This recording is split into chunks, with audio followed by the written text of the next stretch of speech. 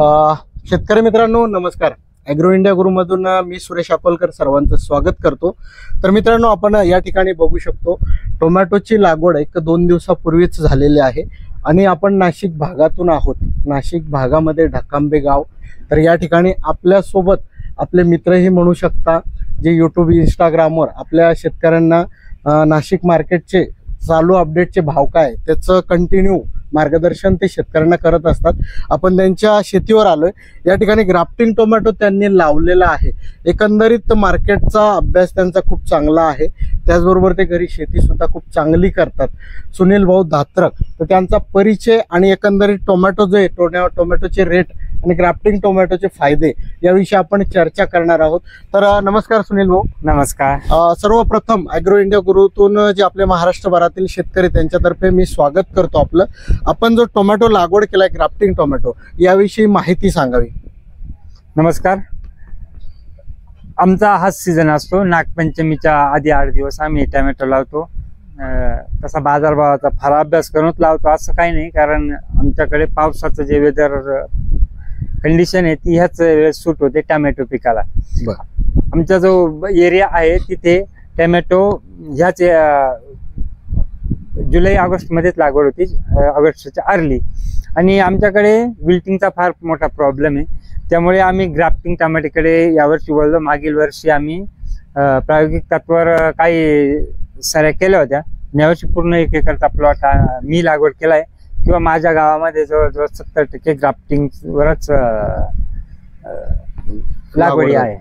तर या ठिकाणी हेवी रेन म्हणजे मोठ्या प्रमाणात मुसळधार पाऊस पडतो आणि विल्टिंगचा प्रॉब्लेम खूप साऱ्या शेतकऱ्यांना येत असल्यामुळे ग्राफ्टिंग आता साधारण जे जनरल रोप आहे आणि ग्राफ्टिंगच्या रोपाची किंमत किती येते? जनरल रोप मागच्या वर्षी आम्ही 1.5 रुपयाने नर्सरीमधून घेतलेलं होतं आणि ग्राफ्टिंगचं रोप 10 रुपये म्हणजे आपला खर्च हा सुरुवातीलाच खूप मोठ्या प्रमाणात वाढला 10 पट. परंतु याचे ग्राफ्टिंगचे फायदे काय आपल्याला? ग्राफ्टिंगचा मेन फायदा तर विल्टिंग साठीच, म्हणजे मर रोग, डम्पिंग रोग जो आहे त्याला 100% आळा बसतो. जर येतच नाही असं म्हणूया, पण मग त्यालाही जी बुरशीनाशकांच्या ड्रिचिंग वगैरे किंवा जैविक ड्रिचिंग केल्या तरच असं 100% शाश्वत नाही. पण जिथे जी भीती आहे किंवा जो कॉन्फिडन्स वाढतो की होणार नाही, त्यामुळे आपला जो रेग्युलर प्रॅक्टिसेस आहे त्यामध्ये आपण कॉन्फिडन्सली पुढे जातो. तर नक्की शेतकरी मित्रांनो, या ठिकाणी ग्राफ्टिंग टोमॅटो लागलाय. आता 10 रुपयाचं 1 रोप म्हणजे किती मोठा खर्च हा वाढलाय हा तुम्ही नक्की बघू शकता. त्याचबरोबर यावरचं ऑब्झर्वेशन तुम्हाला आपण वेळोवेळी देत राहू. त्याची सेटिंग, फुलाची सेटिंग असेल, माल कसा निघतोय, किंवा विल्टिंगसाठी किती प्रतिरोधक हा वाण जातोय, किती हे रोप जातं, याविषयी आपण वेळोवेळी आपल्या व्हिडिओद्वारे तर देऊच. त्याचबरोबर आता ते मार्केटमध्ये कंटिन्यू दररोज असतात नाशिक मार्केटला. तर एकंदरीत टोमॅटोचे भाव येणाऱ्या काळात किंवा आता जी लागवड झाली त्याचे कसे राहतील तो एक अंदाज आपण त्याच्यात घेऊ. सांगायला असा आनंद होईल की ऑगस्ट मध्ये हाय रेट राहतील एकदम, म्हणजे 1000-1200-1500 पर्यंतही पोहोचू शकतात. पण 1000-1200 रुपये 20 किलोचे रेट राहतील पूर्ण ऑगस्ट. त्यामधील मग पुढील अंदाज देताना असं होईल की जेव्हा त्या लोकांचे आर्यमानचे प्लॉट जेव्हा सुरू असतील आणि त्यांना खूप रेट मिळेल तर ते लोक अधिक त्यावर लक्ष देणार, त्यामुळे ते प्लॉट जास्त दिवस चालणार. त्यामुळे ते जास्त दिवस चालल्यानंतर पुढील पीक येणार, त्यांची स्पर्धा होईल. पण त्या काळात जर अति पाऊस झाले, जे परतीच्या पावसाची म्हणा किंवा वळीव स्वरूपाचे जेव्हा पाऊस होणार तेव्हा नुकसान, आधीचे प्लॉट खराब होणार, जे सुरू होणार त्यांचे नुकसान होणार आणि हे रेट कंटिन्यू चालणार. म्हणजे चांगल्यापैकी 25-30 रुपये किलो पर्यंत रेट शेवटपर्यंत चालायला पाहिजे अशी यावर्षीची अपेक्षा आहे. पण जर उघाड वातावरणात खूपच उघाड मिळाली आणि नुकसान झालं नाही तर मग रेटच बाबतीत पण तशी कंडिशन येणार नाही असं वाटतं यावर्षी. जो याआधी पाऊस पडला मागील महिन्यामध्ये खूप पाऊस पडलाय, तसाच पाऊस पुढे अपेक्षित आहे हवामान तज्ञांच्या अंदाजानुसार. आणि त्यामुळे ह्या वर्षीचा सीझन चांगला जाईल अशी एक अपेक्षा आहे टोमॅटो सीझन कडे. म्हणजे एकंदरीत टोमॅटोला सुरुवातीच्या काळामध्ये 50 ते 60 रुपये प्रति किलो म्हणजे 1000 ते 1200 रुपये कॅरेट प्रमाणे रेट राहतील. आणि पुढे जसं टोमॅटोची आवक वाढेल तसं 25 ते 30 रेट जे आहेत ते सरासरी राहतील असं त्यांचं एकंदरीत अभ्यास आहे. तर शेतकरी मित्रांनो, नक्की टोमॅटोमध्ये चांगल्यात चांगले रेट शेतकऱ्यांना मिळतील हीच एक अपेक्षा आहे मित्रांनो. त्यांनी खूप अमूल्य अशी माहिती दिली. अजून टोमॅटो पिकाविषयी तुम्हाला काय वाटतं, शेतकऱ्यांना काय सांगणं आपल्याला आवश्यक वाटतं टोमॅटोमध्ये?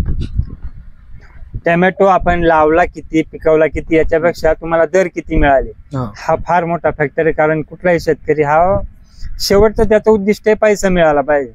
माझं महाराष्ट्रातील पूर्ण शेतकऱ्यांना असं एक आवाहन आहे की आपला सीझन सोडू नका. कारण बरेच लोक, मी तसा अंदाज देतच नाही, बरेच लोक अंदाज देतात की एप्रिल महिन्यात ही बाजार राहील, ऑक्टोबर महिन्यात ही बाजार राहील. बाजार ही पूर्णतः वेदर कंडिशनवर अवलंबून असते. त्यामुळे आपला सीझन सोडू नका. मागील काही अभ्यासकांनी असा अंदाज दिला होता की जून जुलैमध्ये खूप रेट हाय असतील. त्यामुळे सांगलीकडले लोक जे उन्हाळ्यात फक्त टोमॅटो पिकवतात त्यांनी पुन्हा जुलैसाठी टोमॅटो लावला आणि पूर्ण महाराष्ट्राचं मार्केट पाडलं. आपण त्यांना दोष देत नाही, त्यांचं कामच आहे पिकवायचं. पण जे बेल्ट तयार झालाय त्यांचा तोटा काय झाला की आता नारायणगावचा जो मार्केट आहे त्यांचा जागेवर व्यापारी आले ते, त्यामुळे त्यांचे टोमॅटो 200 विकले काय किंवा 300 विकले काय, तर त्यांना वाहतूक खर्च कमी येतो. सांगलीच्या लोकांना तिथून नाशिकला माल आणावा लागला. 100 रुपये कॅरेट प्रमाणे 5 रुपये किलो त्यांना भाडं द्यावं लागलं.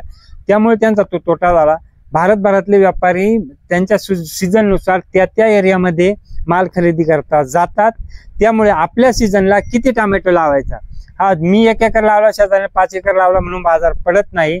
कारण आपण महाराष्ट्रातले लोक 7 नंबर लावतो टोमॅटो पिकवण्यामध्ये. फक्त तुम्ही तुमच्या जिल्ह्यांमध्ये कोणत्या महिन्यात टोमॅटो लावला जातो त्यावर अभ्यास करून तोच सीझन पकडा. तेव्हा तुम्हाला किती लावता येईल तेवढा लावा. त्यानंतर पुढे जो सीझन सरकतो त्या समोरच्या लोकांना लावू द्या, तुम्ही थांबून घ्या. त्यामुळे तुम्हालाही फायदा होईल, समोरच्याला फायदा होईल. कारण शेतकरी तोही आपलाच आहे. आपला तोटा त्याचा तोटा, त्याचाही तोटा होतो, आपलाही तोटा होतो. म्हणून आपल्या सीझन मध्ये आपल्या एरियामध्ये जेव्हा टोमॅटो पिकतो तेव्हा जास्तीत जास्त लावा, चांगला पिकवा आणि आपला सीझन संपल्यानंतर थांबून घ्या.